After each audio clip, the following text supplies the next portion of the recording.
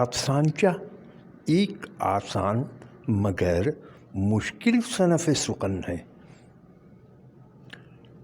آسان ان کے لیے جو سوچنا جانتے ہیں، اور مشکل اس لیے کہ اسے برتنا آسان نہیں، خاص کر مزاح شامل کرنے میں بیشتر افراد ناکام ہو جاتے ہیں، لطیفے کو افسانچہ کہنے لگتے ہیں۔ افسانچہ سیدھا دل میں اثر کرے۔ اساتذہ کا یہی قول ہے۔ مزاح ہونٹوں پر مسکراہٹ کی لکیر کھینچ دے۔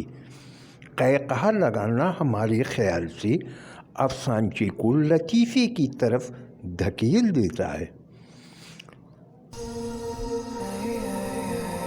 خالد شیخ طاہری کے افسانچے کی خوبی یہی ہوتی ہے کہ بڑے مسئلے کو وہ بڑی آسانی سے چند لفظوں میں سمیٹ دیتے ہیں۔ خالد شیخ طاہری کا افسانچہ سنتے ہیں۔ عنوان ہے رمضان کا احترام۔ اس بار رمضان کے احترام میں تمام خور و نوش کی اشیاء پر حکومت نے 50% رعایت کا بہترین پیکیج دیا ہے۔ غیر مسلم ملک کے شاپنگ مال کے صدر دروازے پہ لگا بینر ایک تماچا سا مجھے محسوس ہوا۔ محترمہ نگاہ حسیب کا افسانچہ ملاحظہ کریں۔ عنوان ہے آمد رمضان۔ بیٹا 2 دن رہ گئے ہیں رمضان شروع ہونے میں، تم نے اس سلسلے میں کیا تیاری کی ہے؟ فریحہ خالہ نے 12 سالہ احتشام کے گال پر چٹکی کاٹتے ہوئے پوچھا۔ تیاری تو ماما کریں گی، سموسے، چاٹ، ڈرنکس، پکوڑے، نگیٹس اور فاسٹ فوڈ ملے گا نا؟ اسی لیے تو میرا فیورٹ منتھ ہے یہ۔ فریحہ خالہ کے چہرے سے مسکراہٹ معدوم ہو گئی۔ اس کے علاوہ میں نے رات کے لیے آؤٹ ڈور گیمز کی پلاننگ بھی کر لی ہے۔ فریحہ نے تعصب سے بہن کے چہرے کی طرف دیکھا جہاں اب ندامت کے سائے لہرا رہے تھے۔ شکاگو امریکہ سے نہایت خوبصورت افسانچہ بھیجا ہے رانا خان نے۔ تو آئیے سنتے ہیں رانا خان کا افسانچہ روزہ خور۔ میں ایک 28 سالہ خوشحال اور چاق و چوبند طبیعت کا مرد ہوں۔ اپریل کے چمکیلے دن میں میں اور میری بیوی مشہور ریسٹورنٹ میں لنچ کے لیے پہنچے۔ زیبا نے حسب عادت عمر رسیدہ پاکستانی ویٹر کا انٹرویو شروع کر دیا۔ کھانا سرو کرتے ہوئے ویٹر چمکتی آنکھوں سے بولا کہ اس مرتبہ رمضان بہت اچھے موسم میں آیا ہے، روزے بڑے آسان ہیں۔ اور میرے ہاتھ سے چمچہ چھوٹ گیا۔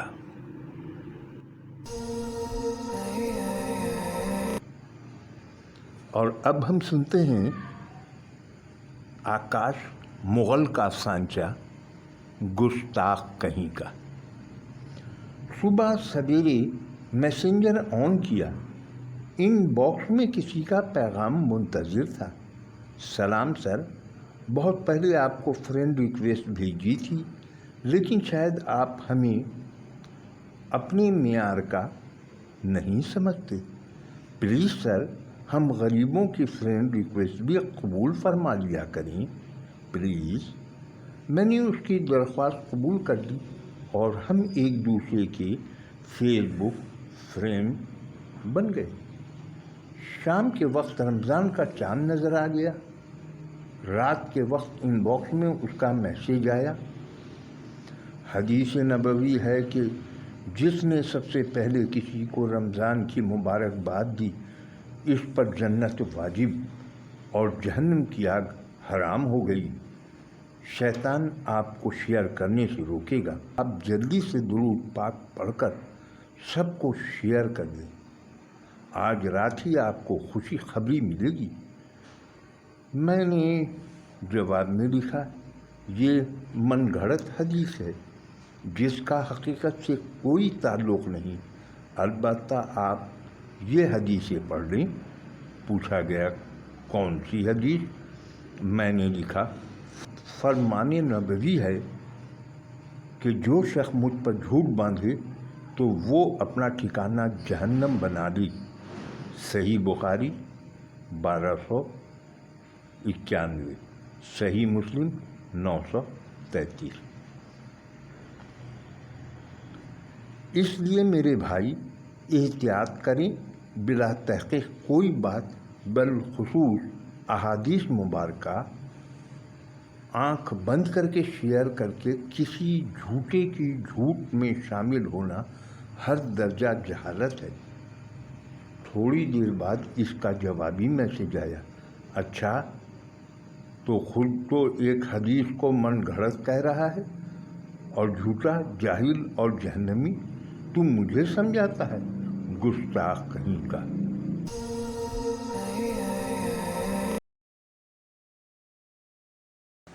جاوید نہال ہاشمی کا افسانچہ سنتے ہیں۔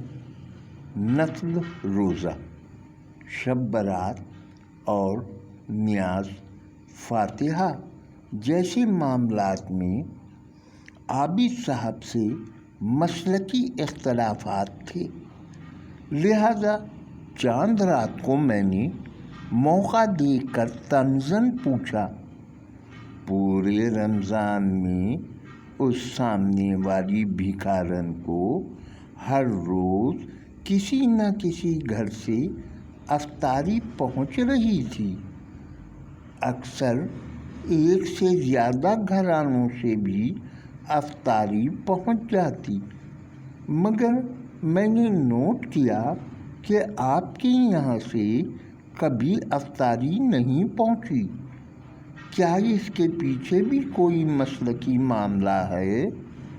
بالکل درست اندازہ کیا آپ نے، انہوں نے مسکراتے ہوئے کہا، رمضان کی بجائے میں اس کے نفل روزہ کی افطاری کرواتا ہوں۔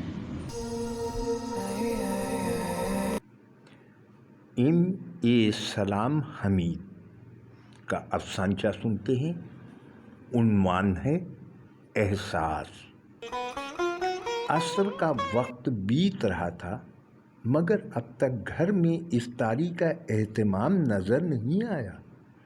راشد صاحب سوچ میں پڑ گئے، پھر یہ سوچ کر مطمئن ہوئے کہ گھر میں سب کچھ ہے ہی، بچوں نے شاید وقت سے پہلے بنا رکھا ہو۔ چہل قدمی کے لیے باہر چوک کی طرف نکل آئے۔ افطار کا وقت ہو چلا تھا۔ راشد صاحب گھر واپس آئے، دسترخوان بچھا تھا، دال روٹی جیسی عام سا سامان خورنوش پروس دیے گئے تھے، نہ شربت نہ میوہ جات۔ کیا بات ہے، یہ بھوک ہڑتال سی حالت، کیا مطلب؟ راشد صاحب نے پوچھ ہی لیا۔ بابا آپ تو جانتے ہو ہمارے پڑوسیوں کی حالت اچھی نہیں، ہمارے پاس بھی اتنا کچھ نہیں کہ ان کی مدد کر سکیں، اپنی یہ بھوک ہڑتال سی کیفیت بس ان کی تسلی کے لیے ہے۔ راشد صاحب کا سر فخر سے بلند ہو گیا۔ اب سنتے ہیں افسانچوں کی دنیا کا ایک بہت بڑا نام جناب